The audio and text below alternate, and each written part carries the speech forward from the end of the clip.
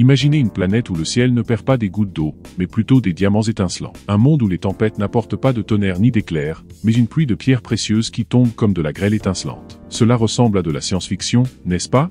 Cependant, dans notre vaste univers, la réalité dépasse souvent l'imagination. Bienvenue dans l'histoire fascinante de Neptune et d'Uranus, les géants glacés de notre système solaire, où la science révèle un phénomène aussi extraordinaire que beau, la pluie de diamants. Notre voyage commence aux confins du système solaire, où ces deux mystérieuses planètes gravitent silencieusement autour du Soleil, détenant des secrets que nous avons récemment commencé à découvrir. Neptune et Uranus, souvent relégués au second plan par rapport à leurs cousins plus célèbres comme Jupiter et Saturne, ont bien plus à offrir que leur teinte bleutée ne le suggère à première vue. Pour comprendre comment il est possible que des diamants pleuvent littéralement sur ces planètes, nous devons d'abord nous pencher sur la composition unique de ces géantes glacées. Contrairement aux géantes gazeuses comme Jupiter et Saturne, qui sont principalement composées d'hydrogène et d'hélium, Neptune et Uranus ont une composition plus complexe. Ils sont formés d'un mélange d'eau, d'ammoniac et de méthane, entourant un noyau rocheux relativement petit. Le méthane, en particulier, joue un rôle crucial dans la formation des diamants. Ce composé, formé d'un atome de carbone et de 4 atomes d'hydrogène, est abondant dans les atmosphères de Neptune et d'Uranus. Dans les conditions extrêmes rencontrées dans les couches les plus profondes de ces planètes, le méthane subit une transformation remarquable. Imaginez l'atmosphère de ces planètes comme une gigantesque cocotte minute cosmique. À mesure que nous descendons vers le noyau,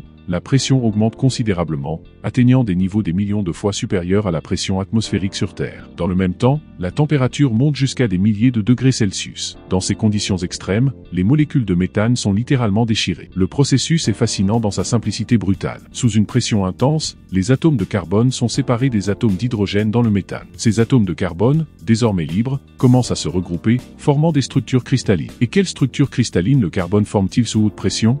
Exactement, des diamants. Ces diamants nouvellement formés ne restent cependant pas statiques. Les courants atmosphériques turbulents et les vents intenses caractéristiques de ces planètes entraînent les diamants vers le haut, où les températures sont plus basses. Au fur et à mesure de leur ascension, les diamants grossissent et accumulent davantage de carbone. Finalement, ils deviennent trop lourds pour être soutenus par les courants atmosphériques et recommencent à tomber. C'est à ce moment-là que se produit le phénomène le plus spectaculaire, la pluie de diamants. Imaginez des milliers, voire des millions de diamants, allant de minuscules particules de la taille d'un grain de sable à des pierres précieuses de la taille d'une balle de golf, tombant à travers les couches atmosphériques de Neptune et d'Uranus.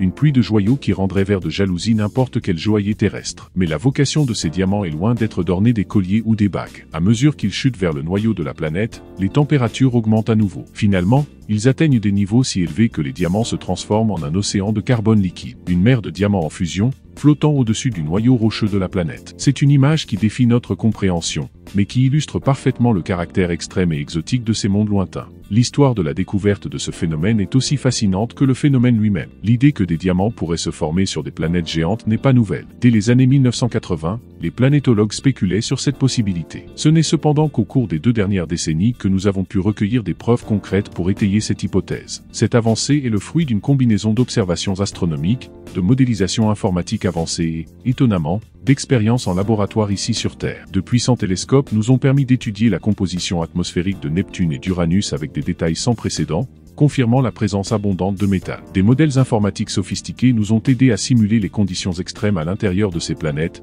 prédisant comment le carbone se comporterait dans de telles circonstances. Mais l'aspect le plus fascinant de cette recherche a peut-être eu lieu dans des laboratoires terrestres. Des scientifiques, utilisant des lasers de haute puissance et des cellules à enclume de diamant, ont réussi à recréer, à une échelle minuscule, les conditions de pression et de température trouvées à l'intérieur de Neptune et d'Uranus. Dans ces expériences, ils ont observé la formation de minuscules diamants à partir d'hydrocarbures, confirmant ainsi essentiellement ce que les modèles théoriques avaient prédit. Ces expériences ont non seulement validé la théorie de la pluie de diamants, mais nous ont également fourni des informations précieuses sur le comportement de la matière dans des conditions extrêmes. Comprendre comment le carbone se comporte sous haute pression et haute température n'est pas seulement une curiosité scientifique, a des implications pratiques pour des domaines aussi divers que la géologie, la science des matériaux et même la fusion nucléaire. La découverte d'une pluie de diamants sur Neptune et Uranus a également soulevé des questions intrigantes sur la possibilité que des phénomènes similaires se produisent ailleurs dans l'univers. Si des planètes ayant des compositions similaires sont courantes dans d'autres systèmes solaires, nous pourrions être témoins d'un phénomène beaucoup plus répandu que nous le pensions initialement. Cette prise de conscience nous rappelle à quel point nous savons peu de choses sur les mondes au-delà de notre système solaire. Avec chaque nouvelle découverte, nous sommes obligés d'élargir notre compréhension de ce qui est possible dans le cosmos. La pluie de diamants sur Neptune et Uranus témoigne de la diversité et de l'étrangeté de l'univers,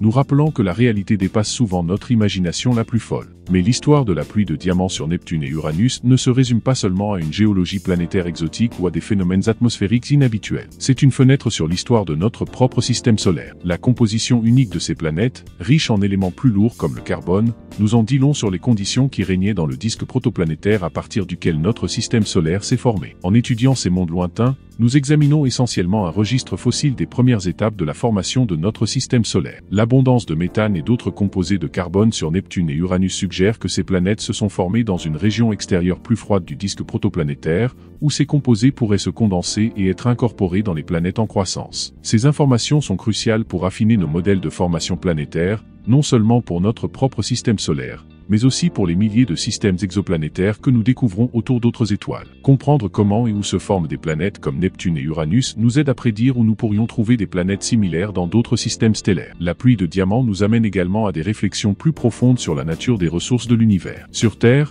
les diamants sont considérés comme précieux en raison de leur rareté et des conditions spécifiques requises pour leur formation naturelle. Cependant, sur Neptune et Uranus, elles sont si courantes qu'elles pleuvent littéralement du ciel. Cette disparité nous rappelle à quel point le concept de valeur est relatif et à quel point il est intrinsèquement lié à notre perspective terrestre limitée. Imaginez, un instant, une civilisation hypothétique qui aurait évolué sur une planète comme Neptune ou Uranus. Pour eux, les diamants seraient aussi communs que les gouttes de pluie le sont pour nous. Quelle substance considéreraient-ils comme précieuse? Peut-être que l'eau liquide, si abondante sur notre planète, était pour eux une ressource inestimable. Cette réflexion nous invite à reconsidérer notre perception de la valeur et de la rareté dans le contexte plus large de l'univers. La découverte de la pluie de diamants souligne également le rôle crucial de la technologie dans l'élargissement de notre connaissance du cosmos. Il y a quelques décennies à peine, l'idée d'étudier en détail la composition atmosphérique de planètes aussi lointaines semblait un rêve impossible. Aujourd'hui, grâce au progrès des télescopes, des sondes spatiales et des techniques d'analyse de données, nous sommes en mesure de percer les secrets de ces mondes lointains depuis le confort de nos observatoires terrestres. Cette avancée technologique nous permet non seulement d'étudier des planètes lointaines, mais ouvre également de nouvelles possibilités pour l'exploration spatiale future. Même si une mission habitée vers Neptune ou Uranus dépasse encore nos capacités actuelles, les connaissances que nous accumulons sur ces planètes seront inestimables lorsque nous aurons enfin la capacité d'envoyer des sondes plus sophistiquées pour les étudier de près. La pluie de diamants sur Neptune et Uranus nous rappelle également l'importance de garder l'esprit ouvert en science.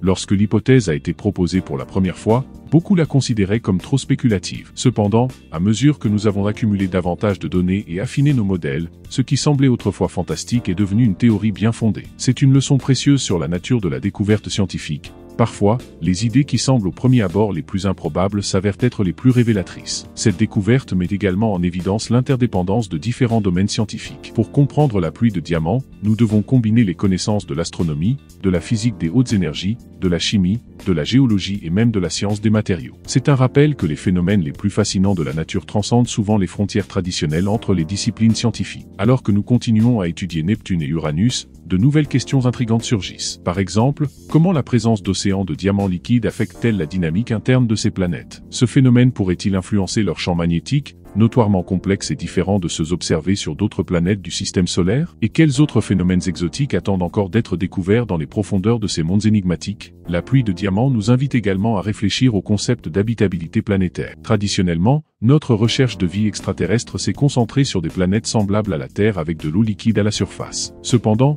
l'existence de phénomènes aussi exotiques que la pluie de diamants nous rappelle que la vie, si elle existe ailleurs, peut prendre des formes qui défient complètement notre compréhension actuelle. Pourrait-on imaginer, par exemple, des formes de vie adaptées pour exister dans des océans de méthane liquide ou capables de métaboliser le carbone sous ses formes les plus exotiques? Même si de telles idées peuvent sembler relever de la science-fiction, l'histoire des sciences nous apprend à ne jamais sous-estimer la créativité de la nature. La pluie de diamants sur Neptune et Uranus a également des implications sur notre compréhension de la formation des planètes en général. Si des conditions similaires existent sur des exoplanètes autour d'autres étoiles, cela pourrait affecter considérablement la façon dont nous interprétons les données que nous recueillons sur ces mondes lointains. La présence de grandes quantités de diamants à l'intérieur d'une planète pourrait, par exemple, influencer sa densité, sa masse et même sa capacité à conserver une atmosphère. En fin de compte, l'histoire de la pluie de diamants sur Neptune et Uranus est une célébration de l'esprit d'inquiétude et de curiosité qui anime la science.